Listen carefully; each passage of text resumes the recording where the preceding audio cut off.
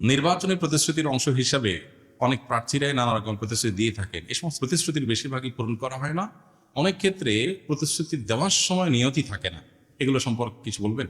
যদি কোনো নির্বাচনের প্রার্থী অথবা যে কোনো ব্যক্তি মানুষকে কোনো প্রতিশ্রুতি দেয় সেটা রক্ষা না করে, কোনো চুক্তি করে সেটা ভঙ্গ করে, এই ব্যক্তি মূলত গাদ্দারি করলো, ওয়াদা ভঙ্গ করলো, প্রতিশ্রুতি নষ্ট করলো, ভঙ্গ করলো। নবী করিম সাল্লাল্লাহু সাল্লাম বলেছেন, লিকুল্লি গাদরিন লেওয়াউন ইয়াউমাল কিয়ামা। যারাই মানুষের সাথে ওয়াদা দিয়ে, প্রতিশ্রুতি দিয়ে, চুক্তি করে এগুলো ভঙ্গ করবে, মানুষের সাথে কথা দিয়ে কথা রাখবে না, এই ধরনের বেইমানি বা প্রতারণা যারা করবে, কিয়ামতের ময়দানে তাদের সাথে একটা পতাকা থাকবে, লেখা থাকবে এটা লেওয়া ও গাদরিন, গাদ্দারের আলামত। এবং নবী সাল্লাল্লাহু আলাইহি ওয়াসাল্লাম বলেছেন হাদিসে যে ওয়ায়ুরফাউ লাহু বিকাদরি গাদরিহি, যার গাদ্দারি যত বড় হবে তার গাদ্দারির পতাকাও তত উঁচু হবে। তার মানে একজন ব্যক্তিগত পর্যায়ে কারোর সাথে গাদ্দারি করেছেন, ওয়াদা রক্ষা করেন নাই, চুক্তি করে ভঙ্গ করেছেন, বেইমানি করেছেন, এই লোকটার পতাকার সাইজ যা হবে, একজন জনপ্রতিনিধি হওয়ার জন্য প্রার্থী হয়ে তিনি যদি মিথ্যা ওয়াদা দেন বা জাতীয় লেভেলে যদি মিথ্যা প্রতিশ্রুতি মানুষ করে দেয়, যেটা করবে না সে এটাই বলতেছে, বলে যদি ধোঁকা দেয় মানুষকে, তাহলে সে তার পতাকার সাইজ হবে যত মানুষকে ধোঁকা দিয়েছে তার অনুপাত হয়। খুব ভয়ঙ্কর একটা ব্যাপার। এই জন্য ইমানদার আসলে ওয়াদা রক্ষা করতে হবে, ওয়াদা রক্ষাকারী হবে। আল্লাহ তাআলা কোরআনে কারীমে 18 নম্বর পারা সূরা মুমিনুন বলেছেন, সফল ইমানদার যারা জান্নাতুল ফেরদাউসের অধিকারী, তাদের বৈশিষ্ট্য হলো ওয়াল্লাযীনা হুম লিআমানাতিহিম ওয়া আহদিহিম রাউন, যারা তাদের আমানত এবং ওয়াদাকে রিআয়াত করে, রক্ষা করে, মেইনটেইন করে।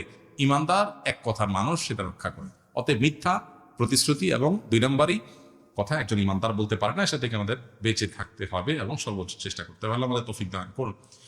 ইসলাম ধর্মে কতটুকু জ্ঞান অর্জন করা জরুরি এবং ফরজ? একজন মুসলমানের জন্য কতটুকু জ্ঞান অর্জন করা ফরজ? আমাদের একটা বই অনেক আগে থেকে আমরা ঘোষণা দিয়েছি, লেখার কাজ চলতেছে, গত কয়েক মাস যাবত রাত দিন এটার কাজ করতেছি আলহামদুলিল্লাহ। ইসলামের অপরিহার্য জ্ঞান, অথবা এতটুকু জানতেই হবে। ইনশাআল্লাহ বইয়ের প্রথম পার্ট ঈমান অধ্যায়টা ইনশাআল্লাহ আমরা হয়তো রমজানে মানুষের হাতে পৌঁছাতে পারবো। সেখানে আমরা এই সম্পর্কে বিস্তারিত লিখছি। আমি শুধু সামারি বলছি, ঈমানের একেবারে মৌলিক বিষয়গুলো এবং সেই সাথে যে বিষয়গুলো পালন করা ফরজ সেগুলোর ইলম অর্জন করা ফরজ, যেগুলো পালন করা ওয়াজিব সেগুলোর ইলম অর্জন করা ওয়াজিব, যেগুলো সুন্নাহ সেগুলো ইলম অর্জন করা সুন্নাহ। সুন্নতের ইলম অর্জন করা ফরজ না, আবার ফরজের ইলম অর্জন করা সুন্নাত না। এখন কিছু ফরজ আছে সবার জন্য ফরজ, ফরজে আইন, যেমন 5 ওয়াক্ত নামাজ। তাহলে নামাজের ফরজ পরিমাণে ইলম, মানে ফরজ আদায় করার জন্য যতটুকু লাগে ততটুকু ইলম সমস্ত মুসলমানদের জন্য শেখা কি ফরজ। ঈমান রক্ষা সবার জন্য ফরজ, তাহলে ঈমান রক্ষার জন্য যা যা দরকার, ঈমানের বেসিক বিষয়, সেগুলো সবার জন্য জানা ফরজ। এখন নামাজের কিছু সুন্নত নফল আছে, যে মুস্তাহাব আছে, সেই কাজগুলো সবার জন্য জানা ফরজ না, ওইগুলো জানা মুস্তাহাব বা সুন্নতেরটা সুন্নত। এ হলো কতটুকু ইলম অর্জন করা ফরজ, তার মেয়ার বা মিটার। এখন একজন ব্যবসায়ী, তিনি দোকানদারি করেন, তার জন্য দোকানে হালাল হারামের ব্যাপার আছে, তাহলে এই সংক্রান্ত ইলম অর্জন করা তার জন্য ফরজ। একজন চাকরিজীবী, তার জন্য ইলমটা অর্জন করা ফরজ না। এই জন্য যিনি যেই হালের মুখোমুখি, আরবিতে একটা প্রবাদ আছে, আফদালুল ইলমে ইলমুল হাল ওয়া আফদালুল আমালে হিফজুল হাল। সবচেয়ে উত্তম ইলম হলো যে যে অবস্থার মুখোমুখি হবে সেটার ইলম, আর সবচেয়ে উত্তম আমল হলো যে অবস্থা আছে সে অবস্থা আল্লাহর হুকুমকে সংরক্ষণ করা, এটা হলো সবচেয়ে উত্তম আমল। তো ইলমের ক্ষেত্রে আপনি যে অবস্থার মুখোমুখি হবেন ওই অবস্থার ইলম অর্জন করা, ফরজটা হলো ফরজ, নফলটা নফল। আত্মহত্যাকারী চিরস্থায়ী জাহান্নামী এবং তার জানাজা পড়া বৈধ নয়, এই কথা কতটুকু সত্য হাদিসের আলোকে জানতে চাই। একটি হাদিস সহিহ মুসলিমে আছে, বিশুদ্ধভাবে বর্ণিত হয়েছে, আত্মহত্যাকারী ব্যক্তি জাহান্নামে স্থায়ী আযাবের মুখোমুখি হবে। অনেক উলামায়ে কেরাম এই হাদিসকে ব্যাখ্যা ছাড়া হুবহু এভাবেই গ্রহণ করেন যে হ্যাঁ, আত্মহত্যাকারী চিরস্থায়ী জাহান্নামী, হাদিসে চিরস্থায়ী জাহান্নামী বলা আছে। আবার অনেক উলামায়ে কেরাম ব্যাখ্যা করেন যে এখানে যদি কেউ আত্মহত্যাকে বৈধ মনে করে, তাহলে সে একটা হারাম কাজকে হালাল মনে করলো, যে কারণে সে কাফের হয়ে গেল এবং সে কারণে সে চিরস্থায়ী জাহান্নামী। আর যে কারোর মধ্যে অপরাধ বোধ থাকে, সেটাকে হালাল মনে করে করছে না, বেঈমান হয়ে মারা যাচ্ছে না, ইরতেদাদ হয়ে তার মৃত্যু হচ্ছে না, তাহলে সেক্ষেত্রে তার এই মৃত্যুটা, এটার কারণে সে স্থায়ী জাহান্নামে যাবে না, বরং দীর্ঘকাল জাহান্নামে থাকবে, যেটাকে আরবিতে অনেক সময় স্থায়ী জাহান্নাম বলতে বোঝানো হয়। যেমন যাবজ্জীবন বলতে একটা লম্বা সময়কে বোঝানো হয়, এরকম। কিন্তু এটার উপরে কোনো সন্দেহ নেই যে আত্মহত্যাকারী করা জঘন্য অপরাধগুলোর একটা স্থায়ী জাহান্নামের মুখোমুখি সুগম হতে পারে, আল্লাহ না করুক, নানা কারণে। এই জন্য কোনো অবস্থাতে কারোর আত্মহত্যার কথা মাথায়ও আনা জায়েজ নয়, বা এটাকে নিয়ে পজিটিভ চিন্তা করার কোনো সুযোগ ইসলামী দৃষ্টিকোণ থেকে নাই। এটা জঘন্য অপরাধ এবং এত বড় অপরাধ যে একজন মানুষ খারাপ কাজে লিপ্ত হয়েছে, হারাম কাজ করেছে, চুরি করেছে, তার জানাজা পড়েন নবী সাল্লাল্লাহু আলাইহি ওয়াসাল্লাম, এমন হয়নি। কিন্তু কেউ আত্মহত্যা করেছে, নবীজি জানাজা পড়েন নাই।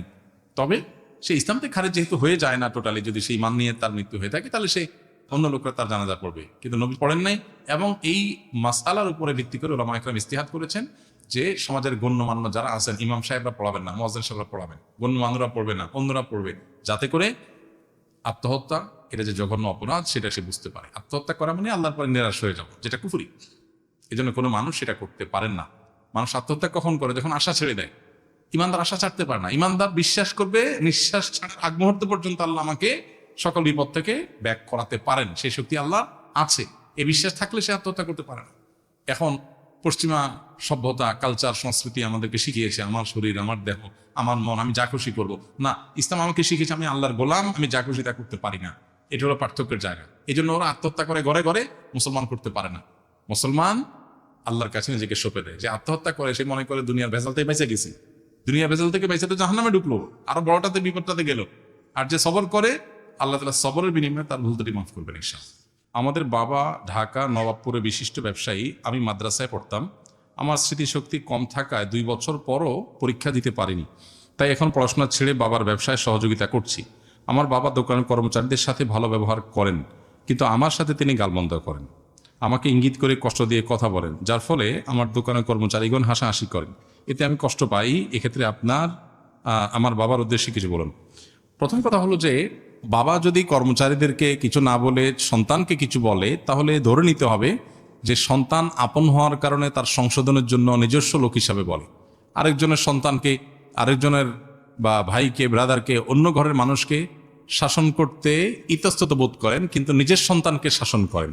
যে অনেক সময় দেখা যায় যে নিজের সন্তানকে বেশি শাসন করা হয়, এটা স্বাভাবিক। যিনি প্রশ্ন করেছেন তাকে বলতে চাই, আপনার বাবা আপনাকে একটু বেশি শাসন করেন, দোকানের অন্য কর্মচারীদেরকে শাসন করেন না। এটা আপনি ঘরের লোক হওয়ার কারণে। কারোর ছেলে বিড়ি খায়, কেউ তাকায়ও না, নিজের ছেলেটা বিড়ি খাইছে দেখলে শাসন করে, এটি তো স্বাভাবিক বড়। তবে আপনি যেটা বলেছেন গালমন্দ করার কথা, সেটা যদি সত্যি আপনার বাবা করেন সেটা অন্যায়। অনেক বাবা আছেন যারা সন্তানদেরকে শাসনের নামে গালমন্দ করেন, মুখ খারাপ করেন, রূঢ় আচরণ করেন, এবং তারা মনে করেন তারা বাবা, তারা মা, তারা যা খুশি তা করবেন। জি না, এত সহজ না। আল্লাহ সুবহানাহু ওয়া তাআলার কাছে আমরা সবাই মুকাল্লাফ, আল্লাহর কাছে আমরা সবাই বান্দা, গোলাম। সো সন্তানের সাথেও আমার আচরণটা সুন্দর হতে হবে। আপনি সন্তানের সাথে যাচ্ছে তা আচরণ করতে পারেন না, শাসনটাও শিখতে হবে। এই যে ভালো প্যারেন্টিং, ভালো অভিভাবকত্ব, এই বিষয়টার সাথে একজন মানুষের ইবাদতের সম্পর্ক সুনিবিড়। অভিভাবক হয়েছেন দেখে সন্তানকে যা খুশি বলে তা বলতে পারেন না। পাশাপাশি বাবাদের, মায়েদের এটাও খেয়াল করা দরকার যে নিজের সন্তানকে শাসন বেশি করবেন সেটা যেমন সত্য, আপনার আচরণ, ভালো আচরণ পাওয়ার হকদার অন্য লোকের চাইতে আপনার পরিবারের লোক আরো বেশি, সেটাও সত্য। অতএব এখানে ব্যালেন্স করার একটা ব্যাপার আছে, যেটা সন্তান হিসাবে বাবার এটাকে পজিটিভলি নেওয়া যতক্ষণ পর্যন্ত শরীয়ত ভায়োলেশন না হয়। আবার বাবা হিসাবে শাসন করার পাশাপাশি সোহাগ, স্নেহ অন্য যে কারোর চাইতে আপনার সন্তানকে আপনার বেশি করতে হবে, কারণ সবচাইতে কাছের রক্তের সম্পর্কে আত্মীয় সে। এই জন্য বাবাদেরও সেটা খেয়াল করতে হবে, যেটা অনেক সময় আমরা করি না। উভয়কে আল্লাহকে ভয় করে চলতে হবে।